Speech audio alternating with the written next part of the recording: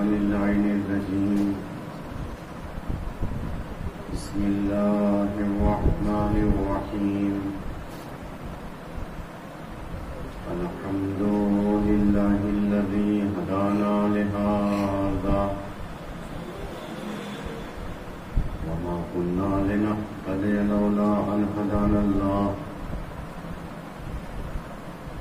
لقد جاءت رسل ربنا بالحق الصلاة والسلام على سيد المرسلين خاتم النبيين مولانا أبي القاسم محمد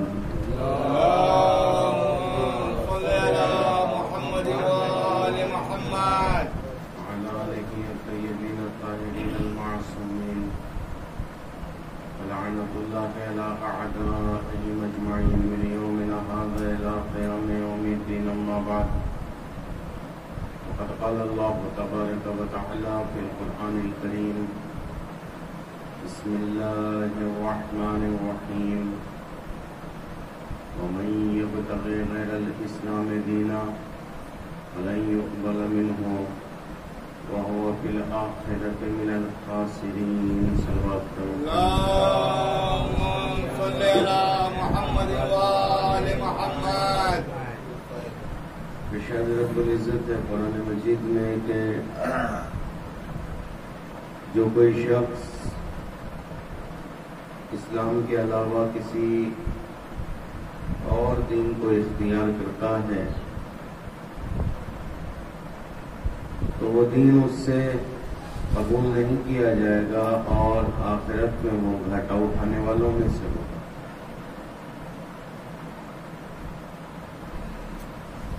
ہماری بحث اور ہمارا عنوان گفتگو اسلام اور عصر حاضر ہے۔ اس عنوان کے تحت مختلف گوشے اور مختلف نکات آپ حضرات کے سامنے پیش کیے جا چکے ہیں۔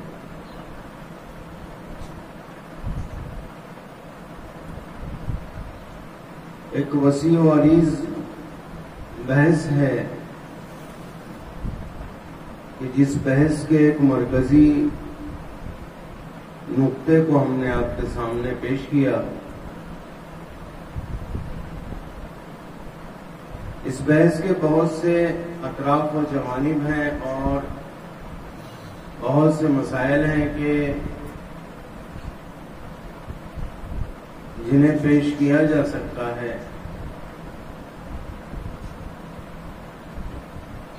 جن میں سے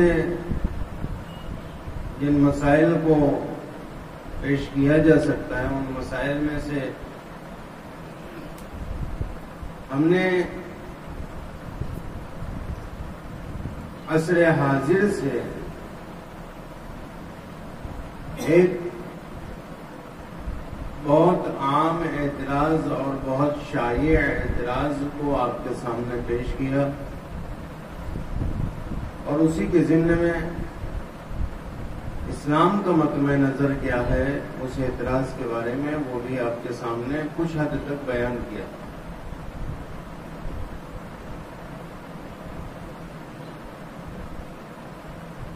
عصر حاضر اور اسلام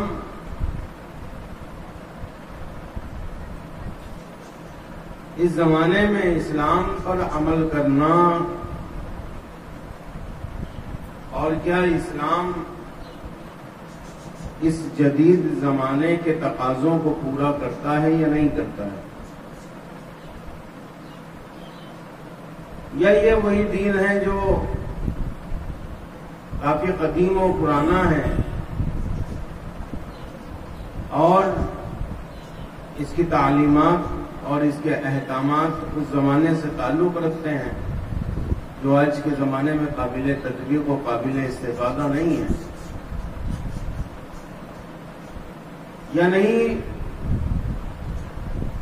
زمانہ چاہے جتنی ہی ترقی کر لے،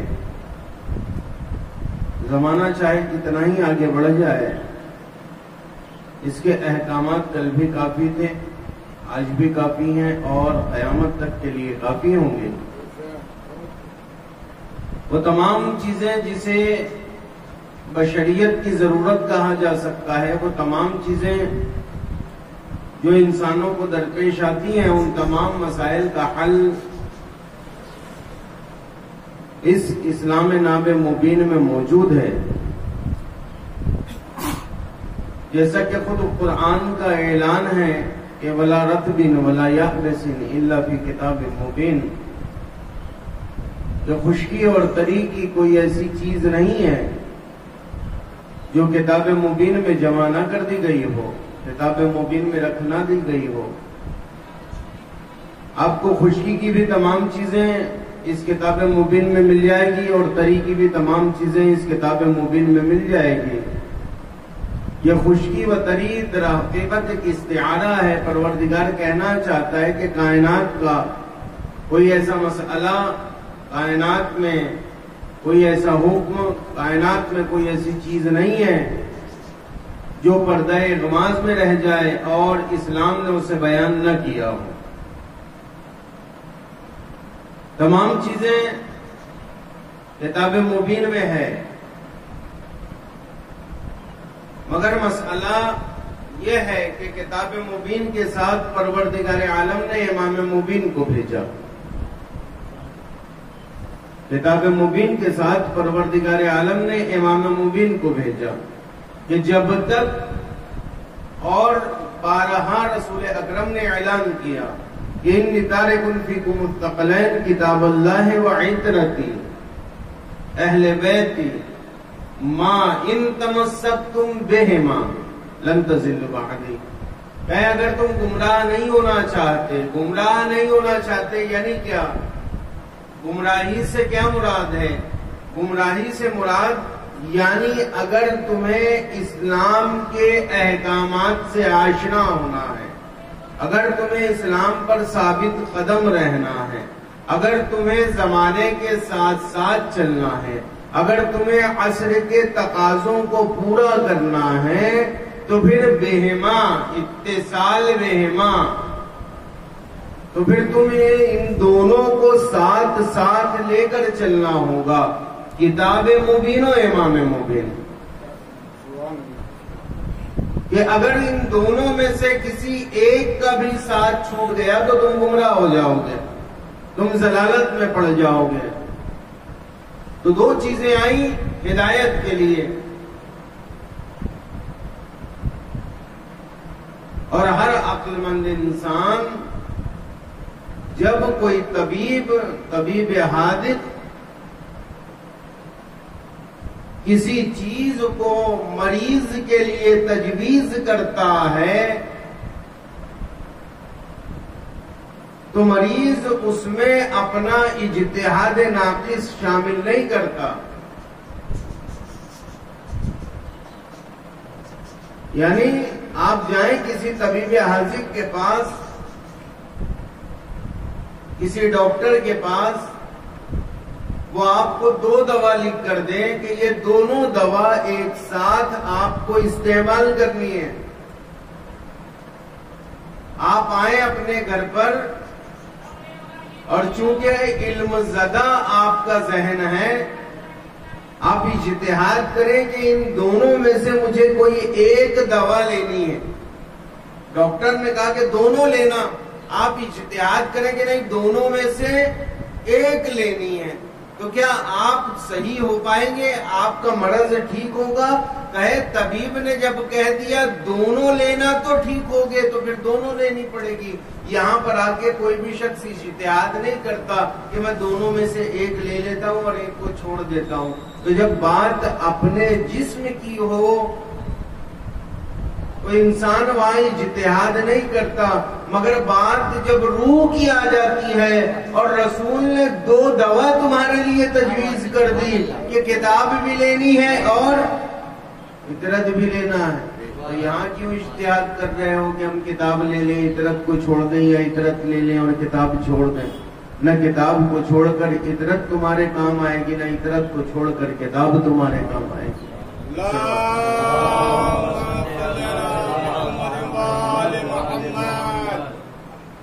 ولا رطب ولا یابس الا فی کتاب مبین، کہ خشکی اور تری کی کوئی ایسی چیز نہیں ہے جو کتاب مبین میں نہ ہو۔ ہر چیز کا بیان، ہر چیز کی وضاحت، ہر چیز کی توضیح، ہر چیز کے احکامات کی تفصیل کتاب مبین میں موجود ہے۔ خود سورہ واقعہ میں پروردگار عالم نے کہا انہ لقرآن کریم فی کتاب مکنون، کہتا ہے کہ انہ لقرآن کریم، یاد رکھو بے شک یہ قرآن کریم ہے، یہ قرآن کریم ہے۔ مگر آگے کی جو آیت ہے وہ عجیب و غریب آیت ہے۔ پروردگار عالم کہتا ہے فی کتاب مکنون، یہ ایک پوشیدہ کتاب میں ہے۔ فی کتاب مکنون، یہ ایک پوشیدہ کتاب میں ہے۔ تو یہ کتاب کیا ہے؟ کتاب وہی قرآن ہے، یعنی قرآن کا تذکرہ تو پہلے ہو چکا، انہ لقرآن کریم، بے شک یہ قرآن کریم ہے۔ اور یہ قرآن کریم کہاں ہے؟ یہ قرآن کریم کہاں ہے؟ فی کتاب مکنون، یہ قرآن کتاب مکنون میں ہے۔ مطلب کتاب مکنون کچھ اور ہے، قرآن کچھ اور ہے۔ یہ قرآن کتاب مکنون میں ہے۔ اور عقل کا تقاضا یہ ہے کہ جو چیز جہاں ہوتی ہے وہیں سے حاصل کی جاتی ہے، جو چیز جہاں ہوتی ہے وہیں سے حاصل کی جاتی ہے۔ تمہیں قرآن چاہیے، تمہیں قرآن کے احکامات چاہیے، کہے آؤ ہم نے قرآن کو کتاب مکنون میں رکھ دیا۔ اب سب سے پہلے تلاش کس چیز کی ہونی چاہیے؟ کہے سب سے پہلے تلاش کتاب مکنون کی ہونی چاہیے، اس لیے کہ کتاب مکنون وہ مخزن ہے کہ جس مخزن میں قرآن کو رکھا گیا۔ کتاب مکنون سے متصل ہو جاؤ، کتاب مکنون سے تمسک اختیار کرو، تو انہ لقرآن کریم، تو جو قرآن کریم ہے اس قرآن کریم سے تم استفادہ کر سکتے ہو۔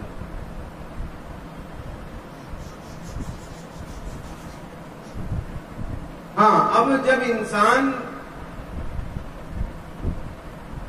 قرآن کو لے لے تو قرآن کے وہ احکامات، قرآن میں بطون ہیں، تفاسیر ہیں، تعویلات ہیں، شان نزول ہے، اور بھی بہت ساری چیزیں ہیں، بہت سے علوم ہیں جو قرآن سے تعلق رکھتے ہیں۔ جو صاحب قرآن سمجھتا ہے، جو صاحب قرآن کو بتا دیے گئے بہت سے ایسے راز قرآن کے، راز ہے سربستہ، جو حاملان قرآن و صاحبان قرآن جانتے ہیں، ان کے علاوہ اور کوئی نہیں جانتا۔ جب اس قرآن کی طرف انسان آتا ہے اور معلم قرآن کا ساتھ چھوڑ دیتا ہے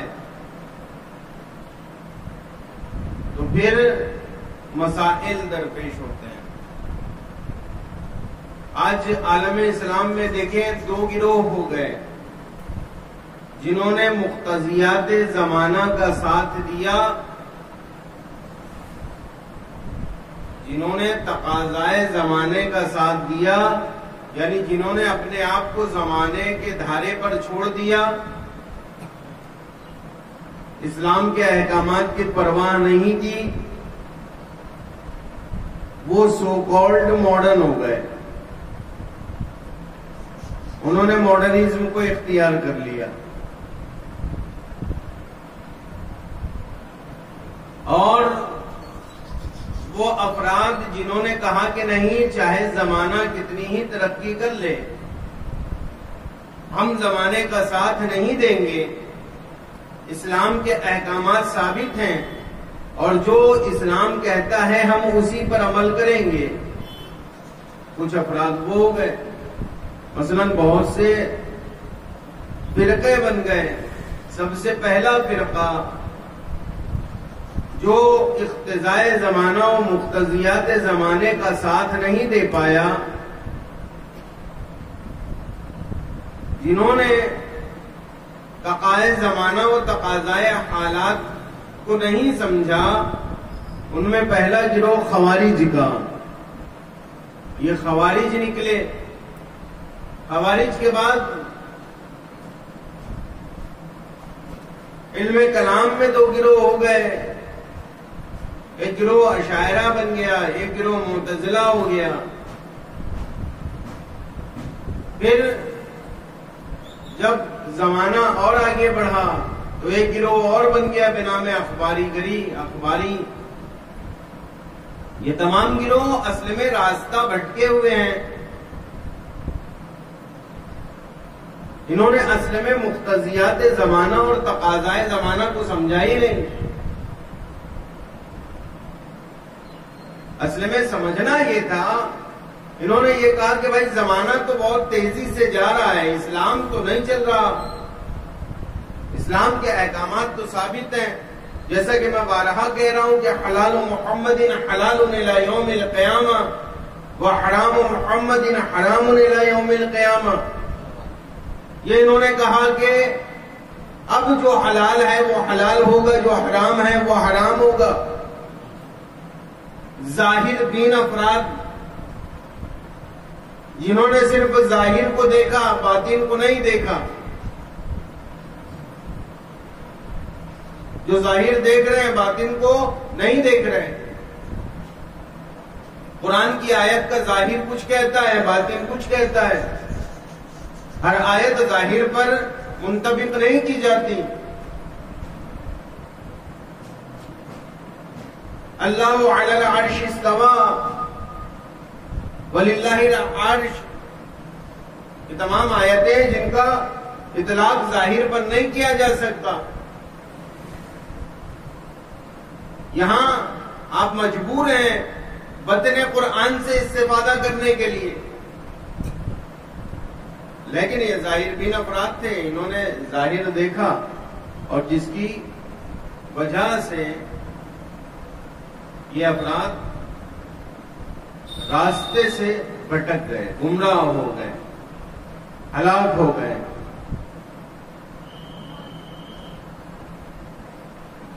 اسلام، پہلی بات تو یہ کہ اسلام اور زمانہ یہ دونوں، جیسے کہ انہوں نے اپنی تقریر میں، انہوں نے اپنے برہان میں پیش کیا کہ ہر چیز متغیر ہے، یہ مقدمہ جو ہے کہ ہر چیز متغیر ہے، اسلام ثابت ہے۔ ایسا تو نہیں ہوتا نا کہ کسی بھی برہان میں کوئی بھی شخص آئے ایک برہان کو لے کر، ایک صغرا برہان کس سے بنتا ہے؟ پہلا مقدمہ صغرا، دوسرا مقدمہ کبرا اور ایک نتیجہ۔ کوئی بھی شخص برہان لے کر آئے تو ہم اس کے نہ صغرا کو چیک کریں نہ کبرا کو چیک کریں، بھائی صغرا بھی چیک ہوگا، کبرا بھی چیک ہوگا۔ صغرا میں آپ نے کیا کہا؟ آپ نے صغرا میں کہا کہ ہر چیز متغیر ہے۔ کہاں ہر چیز متغیر ہے؟ ہر چیز بدل رہی ہے، کہاں ہر چیز بدل رہی ہے؟ کہاں ہر چیز بدل رہی ہے؟ آپ کی بتائی ہوئی بہت سی چیزیں نہیں بدل رہی۔ آپ کہتے ہیں دیکھیں زمین ہر روز گھوم رہی ہے، زمین ہر روز گھوم رہی ہے، تو یہ ایک مثال ہوئی نا کہ زمین ہر روز گھوم رہی ہے۔ کہتے کہ بدن انسانی پوری حیات میں 2 سے 3 بار پورا چینج ہو جاتا ہے۔ کہتے کہ یہ بھی متغیر ہے۔ اگر وہ ٹھیک ہے، زمین چل رہی ہے، زمین متغیر ہے، لیکن ایک قانون جو آپ نے بنایا کہ زمین کے اندر گریویٹی پائی جاتی ہے، یہ بھی چینج ہوا کیا قانون؟ کہ قانون تو چینج نہیں ہوگا، قانون تو ویسا کا ویسا رہے گا۔ تو اس کا مطلب یہ ہے کہ کچھ چیزیں ہیں جو نہیں چینج ہوتی، جن میں سے ایک چیز قانون ہے، فارمولے ہیں، فارمولے کبھی چینج نہیں ہوتے۔ پانی کا جو فارمولا پہلے اگر آپ نے ایجاد کیا، بنایا، بتایا، وہ جیسا پہلے تھا ویسا ہی آج بھی ہے۔ تو وہ احکامات یا وہ قوانین جو حاکم ہوتے ہیں، وہ قوانین چینج نہیں ہوتے، چیزیں چینج ہوتی ہیں۔ اشیاء چینج ہوتی ہیں، قوانین چینج نہیں ہوتے. اور کچھ لوگوں نے کیا کیا کہ چیزوں کے ساتھ ساتھ قوانین کو بھی چینج کرنا شروع کر دیا. قوانین کو بھی چینج کرنا شروع. ایسا اپنے قانون میں کیوں نہیں کرتے آپ؟ مثلا آج زمین ایک محور پر تھی، کل دوسرے محور پر ہے. کل جو ہے زمین کا ایک حصہ سورج کے سامنے تھا، آج دوسرا حصہ سورج کے سامنے ہے. یہ تمام گردشیں ہو رہی ہیں، یہ تمام تغیرات ہو رہے ہیں. تو آپ اپنے قانون کو کیوں نہیں بدلتے زمین کے ساتھ ساتھ؟ جب ہر چیز میں تغیر ہے تو آپ اپنا قانون کیوں نہیں بدلتے؟ کہ کائنات جو ہے جب تک باقی رہے گی یہ گریویٹی کا قانون ویسا کا ویسا باقی رہے گا. تو ایسے ہی اسلام کے احکامات بھی ہیں. آپ اگر زمانے کے ساتھ احکامات کو تبدیل کریں گے تو زمانہ فاسد ہو جائے گا، زمانہ خراب ہو جائے گا. اسلام کا قانون کیا ہے؟ دیکھیں آج اولڈ ایج ہوم آپ کو دکھائی دیں گے بہت سارے، جہاں پر بوڑھے افراد کو رکھا جاتا ہے. یہ زمانے کی ترقی کا نتیجہ ہے اور کچھ نہیں. جسے تنزلی بنا میں ترقی کا نام دیا جائے گا. یہ ترقی نہیں ہے. اولڈ ایج ہوم کیا ہے؟ یہ غرب زدگی ہے. غرب زدگی یعنی کیا؟ اسلام نے کہا کہ اپنے والدین کا احترام کرو. وَلَا تَقُلْ لَهُمَا اُفٍّ، ان کو اف مت کہو. یہ قرآن کا حکم ہے. ثابت ہے؟ کہ ہاں ثابت ہے. تغیر ہوگا؟ کہ تغیر نہیں ہوگا. کہ تبدیلی آئے گی؟ کہ تبدیلی نہیں آئے گی. چاہے زمانہ کتنی ہی ترقی کر لے، قیامت آ جائے یہ حکم جیسا نازل ہوا تھا ویسا ہی رہے گا. کہ یہ 1400 سال پہلے نازل ہوا تھا اس زمانے کے اعتبار سے ہے. آج کے زمانے میں یہ قانون نافذ ہوگا. کہ تمہارے زمانے کی تعمیر کے لیے یہ قانون آیا ہے، تمہارے زمانے کو بنانے کے لیے یہ قانون آیا ہے. جب تک اس قانون سے منسلک رہو گے تمہارا زمانہ جو ہے وہ خوشگوار رہے گا، تمہارا زمانہ بہترین رہے گا. یہ قانون زمانے کا محتاج نہیں ہے، زمانہ قانون کا محتاج ہے.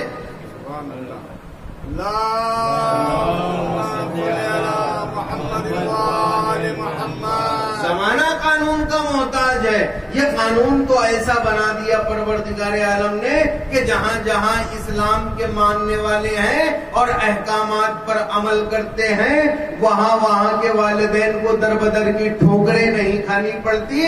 آج بھی وہاں پر اس گھر کا اور اس جو ہے خاندان کا مالک جو ہے ایک بزرگ ہوتا ہے جس کے ہاتھوں میں پورے گھر کی کمان ہوتی ہے اور وہ بادشاہت کرتا ہوا نظر آتا ہے اپنے گھر پر. یہ کمال اور یہ حسن صرف اسلام میں دیکھنے ملتا ہے. اور جو زمانے کے ساتھ بہہ گئے انہوں نے اپنے پیدا کرنے والوں کو اپنے گھر سے نکال کر اولڈ ایج ہوم میں داخل کر دیا. اس تنزلی کو ترقی کا نام دے دیا. جنہوں نے پیدا کیا تھا، جنہوں نے پالا، جنہوں نے پوسا، جنہوں نے بڑا کیا، آج انہیں اٹھا کر ایک ایسے مقام پر پہنچا دیا گیا کہ جو ان کا مقام نہیں تھا. یہ تنزلی نہیں تو اور کیا ہے؟ اس تنزلی کو ترقی کا نام دیتے ہو اور کہتے ہو کہ اسلام کے احکامات ثابت ہیں. اسلام کے احکامات تو وہ ہیں جو تمہارے معاشرے کو حسین بناتے ہیں، یہ تمہارے معاشرے کو کمال دیتے ہیں. اور یہ احکامات نہ کبھی بدلے گئے تھے نہ کبھی بدلے جائیں گے. تغیر ہو تبدیلی اس میں نہیں ہے. یہ ثابت ہے تو ثابت رہیں گے. اور ان کا اس بات کتنے کمال کا ہے، ان کا ثبات کتنا کمال ہے، ان کے ثبات میں کتنا کمال پایا جاتا ہے، ان کے ثبات میں کتنا کمال پایا جاتا ہے. ہم پھر کہہ رہے ہیں یہ ہر چیز متغیر نہیں ہے. اخلاقی اقدار کبھی نہیں بدلتی،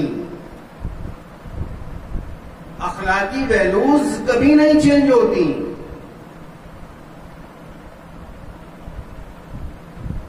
آج جو اقدار ہیں وہ اقدار رہیں گی، کل بھی اقدار رہیں گی.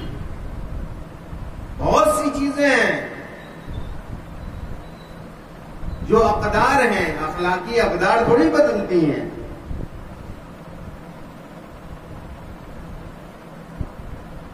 اپنی بیویوں کا احترام کرو،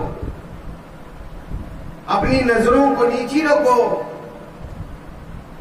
نامحرم کی طرف نظر نہ کرو. یہ معاشرے کی تعمیر کے لیے آئے ہیں احکامات. آج ان احکامات کو چھوڑ دو گے تو وہی سب کچھ جو آج یورپ میں ہو رہا ہے وہی سب کچھ ہوگا. اخلاقی اقدار ختم ہو جائیں گی، بدکاریاں عام ہو جائیں گی. آج آپ بدکاری سے لڑنے کے لیے نکلے کہ نہیں، اب بس بہت ہو چکا، بہت بدکاریاں پھیل گئی، اب کسی طریقے سے ان کا سد باب کیا جائے. سد باب تو آج سے 1400 سال پہلے اسلام کر چکا تھا. سد باب یغضون ابصارہم، یہ حکم آ کر سد باب کر چکا تھا. آپ نے کہا کہ زمانہ بدلا تو اب جو ہے ان تمام چیزوں کو بھی بدل دیا جائے. اسلام وسائل کے بدلنے سے اختلاف نہیں رکھتا. ہاں، وسائل کو بدلا جا سکتا. کچھ افراد ایسے، میں نے کہا کہ افراد و تفریط ہر جگہ پر ملے گی آپ کو. کچھ افراد افراد کا شکار ہو گئے، کچھ افراد تفریط کا شکار ہو گئے.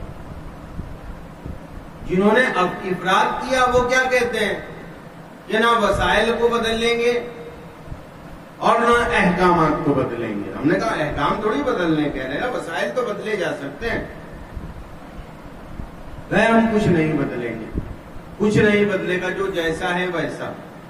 الفاظ کو اس کے ظاہری معنی پر تطابق دیا جائے گا، کوئی چینجنگ نہیں. جو ہم نے اسلام سے سمجھا اور جو ہماری سمجھ میں آتا ہے بس وہی اسلام ہے، اس کے علاوہ اور چیزیں نہیں ہیں. یہ ایک چیز ہو گئی. اور کچھ لوگ تفریط کا شکار ہوئے، یہ زمانے کے ساتھ ساتھ چلے، جیسا جیسا لوگوں نے کہا ویسا ویسا یہ کرتے گئے. اپنی عقل ناقص پر بھروسہ کر لیا. جیسے معتزلہ ہیں، معتزلہ تفریط کا شکار ہیں، اشاعرہ افراد کا شکار ہیں، خوارج افراد کا شکار ہیں، اخباری افراد کا شکار ہیں. یہ سب افراد کے شکار ہیں.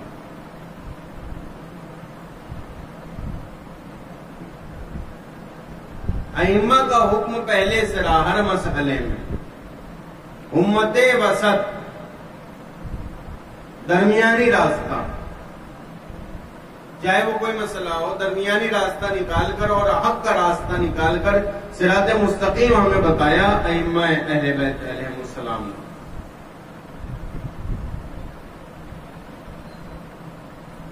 وسائل بدل رہے ہیں. ہاتھ سے کھانا کھانا سنت ہے، ہاتھ سے کھانا کھانا سنت ہے. وسائل بدلے، زمانہ بدلا. اونٹ کی سواری کرنا اور گھوڑے کی سواری کرنا سنت ہے. یہ تمام احکامات. یہاں وسیلے بدلے. اگر کوئی شخص چمچ سے کھانا کھا رہا ہو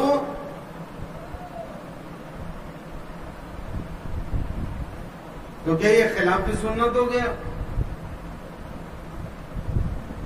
وسیلہ ہی تو بدلا ہے. اس زمانے میں ہاتھ سے کھایا جاتا تھا. آج کے زمانے میں اگر کسی معاشرے میں چمچے سے کھانا کھایا جا رہا ہے تو اس وسیلے کی مخالفت کیوں؟ کہ ہاتھ سے کھانا سنت تھا. روایت میں آیا ہے کہ ہاتھ سے کھانا سنت تھا. تو چمچا بھی تو ہاتھی میں ہے، چمچا بھی تو ہاتھی میں ہے. یہ چمچے کو پیر سے پکڑ لیا ہے، ہاتھی سے کھانا کھا رہا ہے.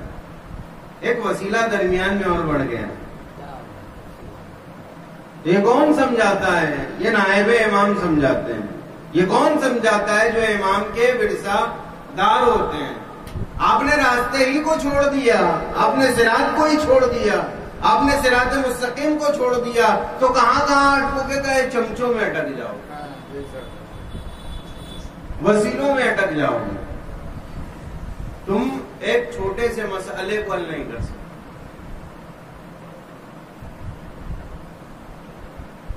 جوتے پہننے کے آداب میں اٹک جاؤ، کپڑا پہننے کے آداب میں اٹک جاؤ، سر پہ کنگھی کرنے کے آداب میں اٹک جاؤ گے، وہ بھی تم واضح نہیں کر پاؤ. یہ تمام آداب ہیں جو اسلام میں بیان کیے گئے. ان تمام آداب میں آ کر تمہارے مسائل جو ہے رک جائیں گے. چھجائی کے بڑے بڑے مسائل، یہ تو چھوٹے مسائل ہیں، چھجائی کے بڑے بڑے مسائل. اب انشاءاللہ کل عرض کروں گا کہ وہ افراد کے جو افراط و تفریط کا شکار ہوئے، ان کے عقائد کیا ہے، اور وہ کہاں سے بہ کے اور کہاں سے پھسلے، اور کیا نتیجہ نکلا. کیا نتیجہ نکلا؟ اس لیے کہ مجھے نتیجہ بحث بھی پیش کرنا ہے آپ کے سامنے.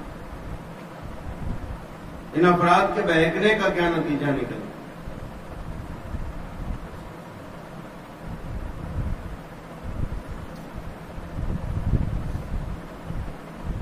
ہاں انی تارکن فیکم الثقلین کتاب اللہ وعید رکھی.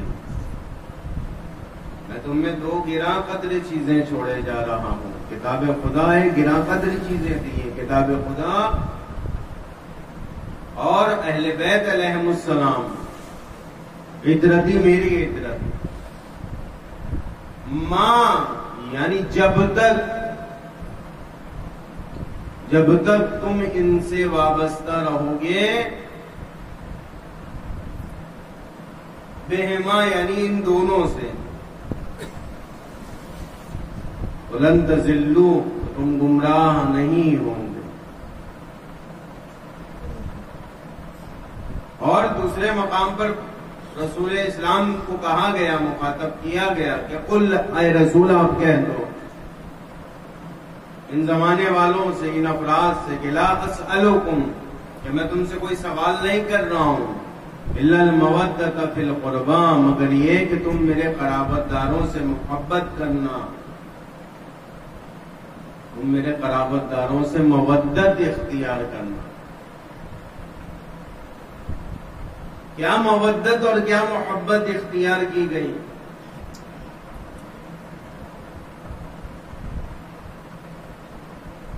اور رسول نے اپنی زندگی میں اپنی سیرت سے بتایا، بیان کیا.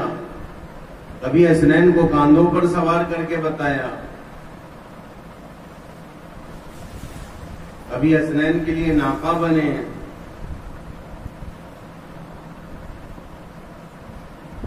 کبھی میدان غدیر خم میں بتایا، کبھی مسجد میں بتایا، کبھی ممبر پر بتایا، کبھی محراب میں بتایا.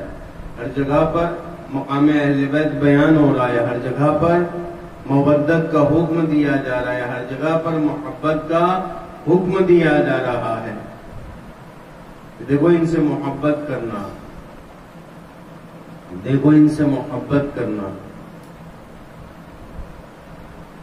مگر زمانے نے اس انداز سے محبت کی کہ ابھی رسول کی آنکھیں بند ہوئی ہیں، ابھی زیادہ عرصہ نہیں گزرا.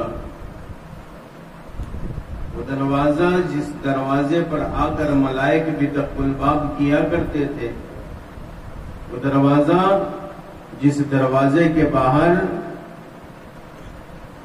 سید الملائکہ آ کر رک جایا کرتے تھے، اس دروازے پر لکڑیاں جمع کر دی گئی، دروازے کو جلا دیا گیا. وہ علی جو فاتح بدر و خندق ہے، اس علی کے گلے میں رسول کی وفات کے بعد لوگوں نے رسیاں باندھ دی. وہ حسن جو سبط نبی ہے، اس حسن کو ایسا زہر پلایا، ایسا زہر پلایا کہ حسن کے کلیجے کے ٹکڑے ٹکڑے ہو کر دشت میں گر گئے. اور پھر بات جب حسین کی آئی، حسین کو کربلا میں کھید لیا گیا اور حسین کے اصحاب و انصار کو یکے بعد دیگرے شہید کیا جانے لگا۔ ہاں کربلا میں وہ موقع بھی آیا کہ امام یکا و تنہا رہ گئے۔ اب بڑے حسرت و یاس سے امام نے دائیں بائیں دیکھا، ایک مرتبہ ایک ٹیلے پر جاتے ہیں، ٹیلے پر جانے کے بعد آواز لگاتے ہیں، حل من ناصر ینصرنا حل من مغیث یغیثنا، ہے کوئی جو حسین کی نصرت کرے، ہے کوئی جو حسین کی مدد کرے۔ ایک مرتبہ خیام حسینی سے گریہ و زاری کی آواز بلند ہوئی، امام سمجھے کہ شاید کوئی بچہ پیاس سے تلف ہو گیا۔ امام خیمے میں آتے ہیں، سوال کرتے ہیں کہ کیا ہوا؟ زینب کہتی ہے کہ بھیا آپ کی آواز استغاثہ سن کر اصغر نے اپنے آپ کو جھولے سے گرا دیا۔ حسین نے اصغر کو اپنی آغوش میں لیا، آغوش میں لے کر رباب سے کہتے کہ رباب میں اصغر کو پانی پلا کر لاتا ہوں۔ اصغر کو لے کے میدان کارزار میں آئے۔ میدان کارزار میں آنے کے بعد ایک مرتبہ پانی 2 قطرہ آب کا سوال کیا، مگر اشقیہ نے کوئی جواب نہیں دیا۔ امام کہتے ہیں کہ بیٹا حجت خدا کے فرزند ہو، تم بھی حجت کو تمام کرو۔ اب اس 6 مہینے کے بچے نے اپنی سوکھی زبان کو اپنے ہونٹوں پر پھرانا شروع کیا۔ ارے فوج اشقیہ میں تتراتم مچا۔ ایک مرتبہ عمر سعد آگے بڑھا، کہتا ہے کہ اینا ہرملا اقتا کلام الحسین۔ اب ہرملا نے کیسے کلام حسین کو قطع کیا؟ ارے ایک سے شعبہ تیر لیتا ہے اور تیر لے کر علی اصغر کی طرف چلاتا ہے۔ علی اصغر باپ کے ہاتھوں پر مسکرا کر منقلب ہو جاتے ہیں۔ حسین نے علی اصغر کے خون ناحق کو اپنے چہرے پر ملا۔ اس کے بعد خیام کی طرف بڑھتے ہیں۔ ارے 7 مرتبہ آگے بڑھے، 7 مرتبہ پیچھے ہٹے، آواز دیتے اِنَّ لِلَّهِ وَإِنَّا إِلَيْهِ رَاجِعُونَ۔ ایک مرتبہ ہمت کر کے آگے بڑھے، آواز دی رباب اپنے بچے کو لے جا۔ ارے اس سے پہلے کہ رباب آتی، ارے سکینہ آ جاتی ہے، آواز دیتی ہے بابا آپ اصغر کو پانی پلا لائے۔ ارے سکینہ پیاسی رہ گئی۔ لا لعنت اللہ علی القوم الظالمین وسيعلم الذین ظلموا أي منقلب ينقلبون إنا للہ وإنا إلیہ راجعون۔ ماتم حسین۔